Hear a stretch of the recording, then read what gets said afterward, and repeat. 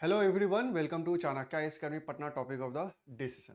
आज के इस topic of the day session में हम एक हिस्टोरिक इवेंट की बात करने जा रहे हैं and that is the return of astronaut.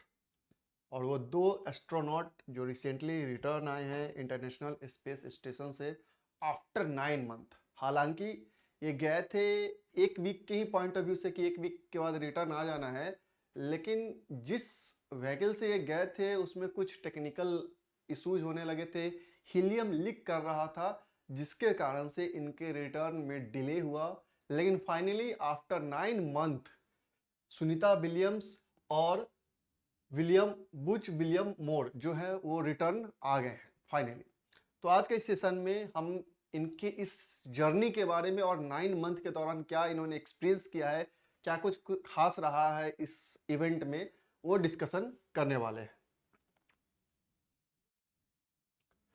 So, NASA astronaut Butch Williamore and Sunita Williams returned to the Earth after a 9 month delay due to the issues with Boeing's spacecraft।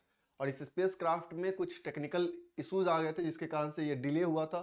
Both the astronaut had travelled to the International Space Station in June 2024 and they were initially supposed to return within a week, but the spacecraft Boeing Starliner developed issues making it unsafe for their return and that's why ये delay कर दिया गया। और delay लगातार होते जा रहा था और ये हुआ कि ये कंप्लीट 9 मंथ वहां से रह के आइए। हालांकि ऐसा लगभग 286 डेज कहा जाए तो, हालांकि ऐसा नहीं है कि यह वर्ल्ड रिकॉर्ड है। इससे पहले सोवियत यूनियन के एस्ट्रोनॉट है जो मोर देन 400 डेज वहां रह के आए हैं, वर्ल्ड रिकॉर्ड अभी तक है वो। लेकिन फिर भी ये एक बहुत बड़ा अचीवमेंट है अपने आप में। 9 month in space, Williams Moore's 286 days stay is one of the longest but not a record। Soviet जो कॉस्मोनॉट थे वैलियर पॉलिकावो holds the record for the longest continuous stay in spacecraft at for 438 days। Other astronauts भी हैं जो काफी records बनाए हैं, जैसे example Russia's Oleg Kononenko and US astronaut Peggy Whitson have spent extensive time in space over multiple mission। Boeing Starliner test mission, basically यह जो इनको भेजा गया था, तो जो बोइंग का स्टारलाइन जो स्पेस क्राफ्ट है स्टारलाइनर, उसको टेस्ट करने के लिए भेजा गया था। हालांकि उसमें शुरुआत में ग्लिचेज आने लगे थे बट उसे इग्नोर करके फिर भी मिशन को कंटिन्यू रखा गया बाद में, लेकिन उसमें से हीलियम लीक करने लगा। Their mission was primarily to test Boeing Starliner CST-100, a spacecraft developed under NASA's commercial crew program to transport astronauts to the International Space Station। The spacecraft encountered technical issues including a helium leak even before launch but was allowed to proceed। कि helium leak शुरू में भी कर गया था लेकिन उसके बावजूद भी इस मिशन को कंटिन्यू किया गया। Further problems arose en route to the ISS preventing its safe return to the journey। Delay in return arrangements, NASA had no immediate alternative to bring back them as mission are planned well in advance। और NASA के पास कोई alternative नहीं था कि उनको वहां से दोबारा बुलाया जा सके अगर इस स्पेसक्राफ्ट में प्रॉब्लम ग्लिचेज आने लगे थे तो। And the next schedule to return mission was set for February 2025, but with no urgent medical concerns, NASA allowed them to stay abroad to the IS, which can accommodate up to 12 astronauts। और finally अब जाके उनका return हुआ है। तो ये जो कह सकते हैं डिले हुआ है, बेसिकली स्पेसक्राफ्ट में टेक्निकल ग्लिचेस के कारण हुए थे। हालांकि लॉन्च से पहले उसमें ग्लिचेस नोटिस किए गए थे बट उसे इग्नोर करके मिशन को प्रोसीड कर दिया गया। अब मिशन मार्क्ड बाय अनसर्टेनिटी, काफी ज्यादा अनसर्टेन मिशन रहा था। शुरुआत में ग्लिचेज आए, जब मिशन इन रूट था तब भी बहुत सारे प्रॉब्लम्स डेवलप हो रहे थे, वहां पे पहुंचने के बाद भी बहुत सारे इश्यूज क्रिएट हो रहे थे, कोई अल्टरनेटिव नहीं था कि उन्हें रिटर्न किया जाए और दैट्स वाई ये डिले हुआ और काफी ज्यादा डिले हुआ। कह सकते हैं 9 months is a huge time, 286 days. So active contribution during extended stay, हालांकि कंट्रीब्यूशन जो था नासा का या विलियम मोरे का या विलियम्स का वो काफी ज्यादा एक्टिव कंट्रीब्यूशन रहा है इंटरनेशनल स्पेस स्टेशन पे, conducting experiments, repairing equipments and even participating in space walks.